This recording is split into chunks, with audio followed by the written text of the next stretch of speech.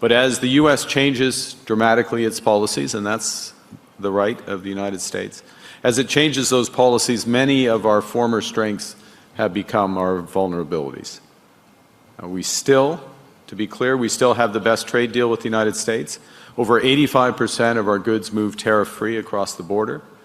But with American tariffs, so-called 232 or strategic tariffs on autos, steel, aluminum, forest products, I could go on, but in these so-called strategic areas, those are creating deep challenges for our workers and firms in those industries, industries that until now had been highly, highly integrated with the United States to the benefit of America as well as Canada. And our response begins by reimagining aspects of North American integration. And to be absolutely clear, Canada, like Mexico, Canada remains open to deeper integration, including options for Fortress North America in selected sectors. And to be clear, those offers are on the table. But if that route is not ultimately possible, we will invest heavily in new markets and products. We'll reward those who build, buy, and produce in Canada, and we will build new partnerships abroad. For Hoekstra was scheduled to be a featured speaker at the 2026 Canada Strong and Free Networking Conference in Ottawa. Organizers say he was called back to D.C. for urgent meetings.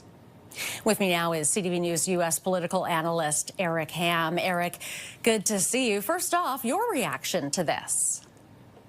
Well, in light of the ruling that we saw last night from the International Trade Court, the Court of International Trade in New York, this is actually not surprising because this also comes on the heels of President Donald Trump's Truth Social post threatening Europe that if they do not agree to terms on a handshake deal that was made last summer on trade, they are going to increase tariffs on all of Europe. And so given the fact that we're now seeing that President Donald Trump's tariffs, these are the Section 122 tariffs that went into effect after the Supreme Court ruled that his additional 232 tariffs were also unconstitutional. This has now put the White House in a bind on its trade and economic policy. And so I think what we're seeing here right now is this could possibly be the White House trying to figure out a response as we move into, of course, the Kuzma review and President Donald Trump pressing Europe on an agreement on trade as well. Could this signal more tension to do with those upcoming Kuzma talks? I don't know if it signals more tension. I think what it could be is the White House is now desperately looking for leverage. Remember, we got an alleged handshake deal with Europe that appears to not be moving in the direction that the president wants. Now all of his tariffs have been deemed, or most of them have been deemed unconstitutional, which leaves him very little leverage and maneuverability. And so right now, I think what we're seeing here is this could just possibly be what is the way forward, particularly for this administration, when already their hands are tied on so many other issues. I guess when I say tension, also what I mean is relations between the two countries are already tense. Is this going to add to that?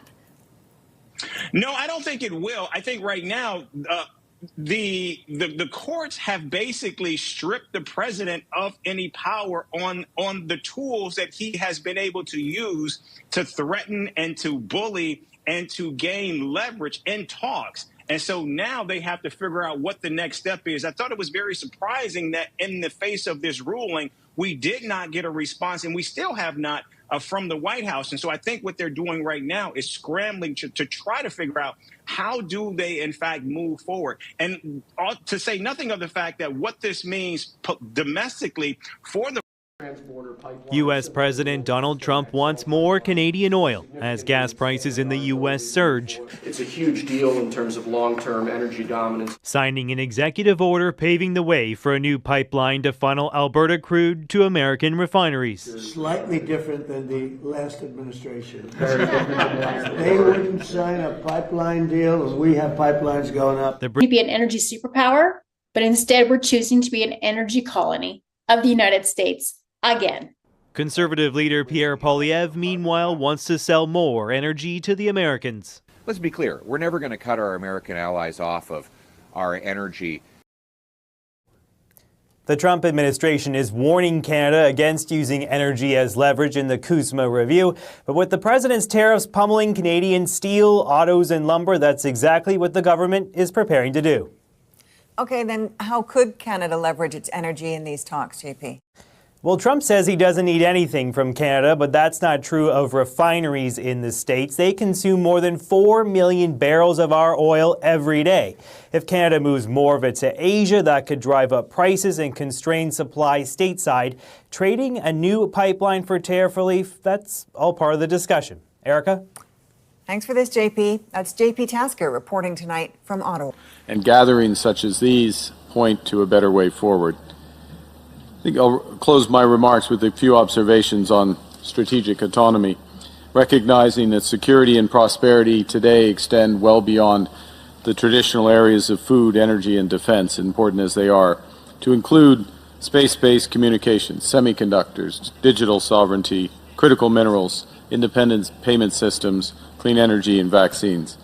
And our strategic imperative is to build these sovereign capabilities with the most trusted partners, and that creates enormous opportunities for partnership between Canada and Europe.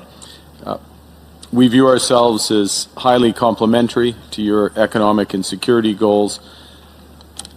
That's demonstrated through the work we're doing with the presidencies on the new EU-Canada Strategic Partnership of the Future, building deeper relationships from digital to defense, supply chains to security. We're honored to be the first non-European country as part of the EU SAFE initiative. We would observe that in the last year, we have struck $18 billion worth of critical minerals deals across 20 of the world's leading critical minerals. The way to look at this is we are warehousing these to look for government-to-government deals with our close partners and under the rubric of the G7 first and foremost, but then more broadly. We're working with European partners across the technology stack, from hardware, cloud infrastructure, artificial intelligence, and space. And as we'll discuss later, we are an energy superpower, third largest oil producer, fourth largest natural gas, largest hydro renewable base. We're committed to addressing climate change while providing reliable, affordable energy to our citizens and partners. In closing, we're here because of your invitation. Again, thank you for that. But we're here because of the moral and security imperatives of our cooperation in the Caucasus, in the Baltics, in Ukraine, across Europe, and also because of the immense potential for our partnerships